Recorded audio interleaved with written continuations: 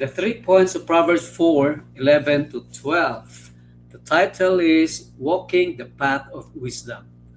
Ang atin pong talata sa Proverbs 4:11 to 12 ay nagsasabi, I have taught you in the way of wisdom. I have led you in right paths.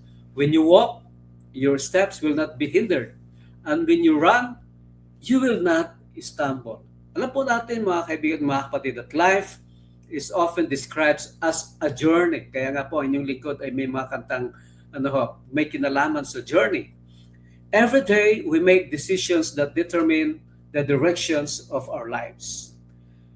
May mga choices po tayo na nagdadala sa atin sa kapayapaan, while others lead to regret.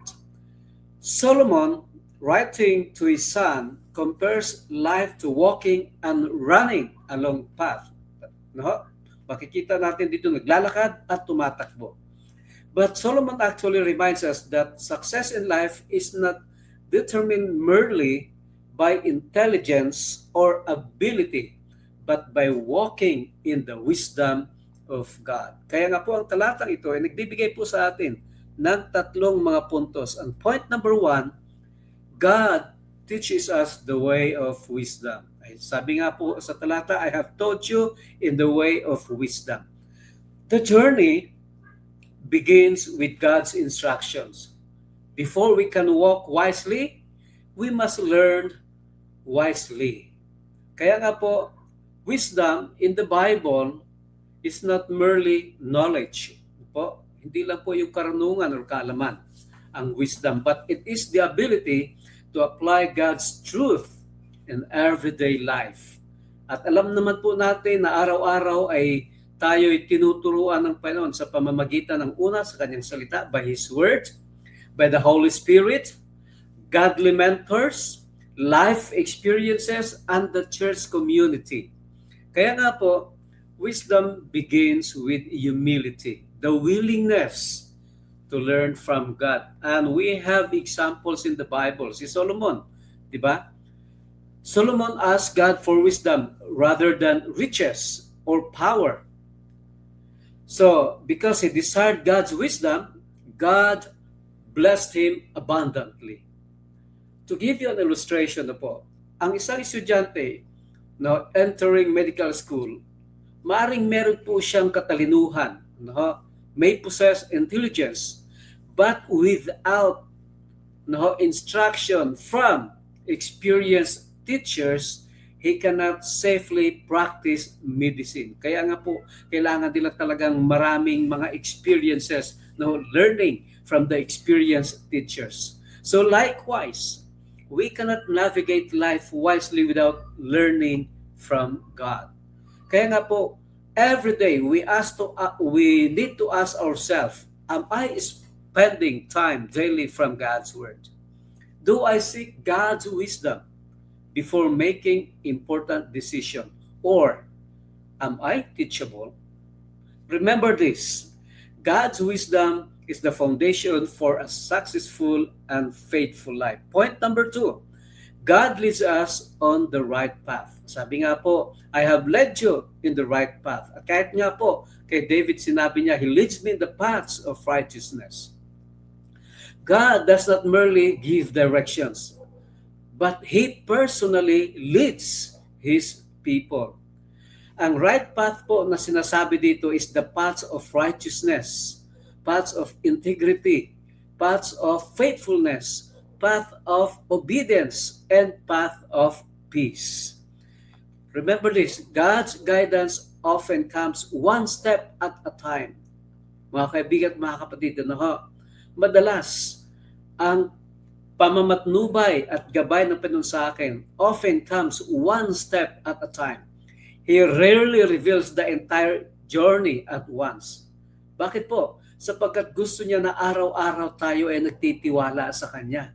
Hindi po yung once in a year lang or once in a lifetime.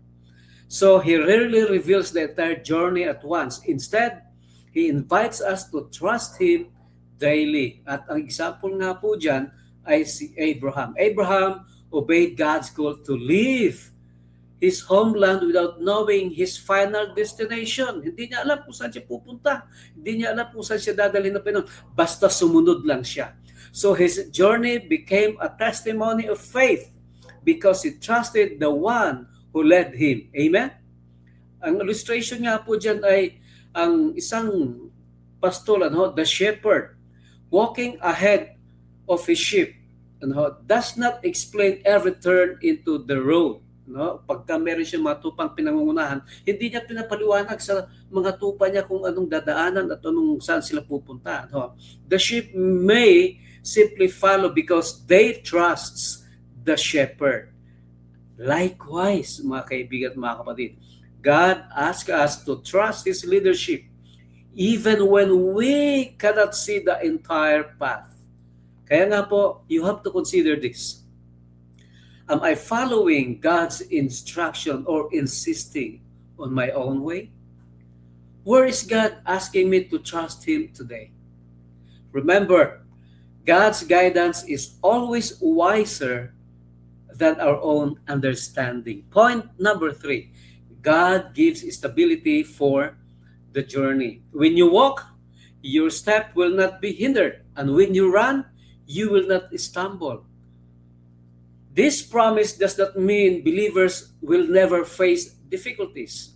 Rather, it assures us that God gives wisdom and strength so that life's challenges do not ultimately overcome us. Amen? Kaya nga po, walking represents our daily ordinary life. Araw-araw, mga kaibigan at mga kapatid, tayo po yan binibigyan ng Panginoon ng stability. Every day, we are led by the Lord or strengthened. God gives us strength when we are weak and courage when we are afraid. Ang running po dito represents seasons of urgency. Kung meron mang pagmamadali or meron mang hamon o pagsubok sa buhay, the Lord gives us stability. So whether life moves slowly or rapidly, God promises His sustaining grace. Ang example po dyan makikita natin ay si Paul. Alam po natin si Paul endured imprisonment, persecution, shipwrecks, and suffering, yet he remained steadfast. At nanatili po siyang matatag. And near the end of his life, he declared, sabi niya, I have fought the good fight. I have finished the race. I have kept the faith. 2 Timothy 4:7, di ba? So kaya nga po, God sustained him through his journey. And another illustration na makikita po natin dito ay yung isang batang nag-aaral ng bisikleta. Kanina lang nakita ko yung aking apo dyan, si Rafa. Child learning to ride a bicycle may wobble many times. Maaring bumagsak, paliko-liko, hindi pa masyado marunong mag-balance. But with the caring parent running alongside, offering guidance and support, the child gradually gains confidence. God's presence steadies our steps in a similar way.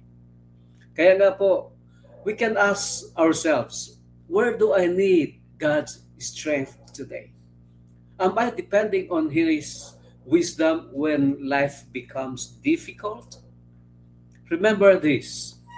God not only shows us the way, but He strengthens us to walk in it. Kaya nga po, life is a journey filled with crossroads, uncertainties, and challenges. Napakarami niyan. But Proverbs chapter 4:11 to 12 reminds us that we do not walk alone. God is our teacher, our guide, and our sustainer. So when we submit ourselves to His wisdom, He teaches us the right way. At pinangungunahan niya tayo sa tamang daan. Pinalalakas niya tayo sa bawat hakbang ng ating paglalakbay. He strengthens us for every step of the journey. Kaya nga po, kaibigan at kapatid, no matter how difficult the road may become, kahit gaano pa kahirap yung landas na iyong tinatahak, those who walk with God can move forward with confidence, knowing that His wisdom lights the path. He has His hand directs the way, and His grace keeps us from falling. God not only shows us the way, He strengthens us to walk in it.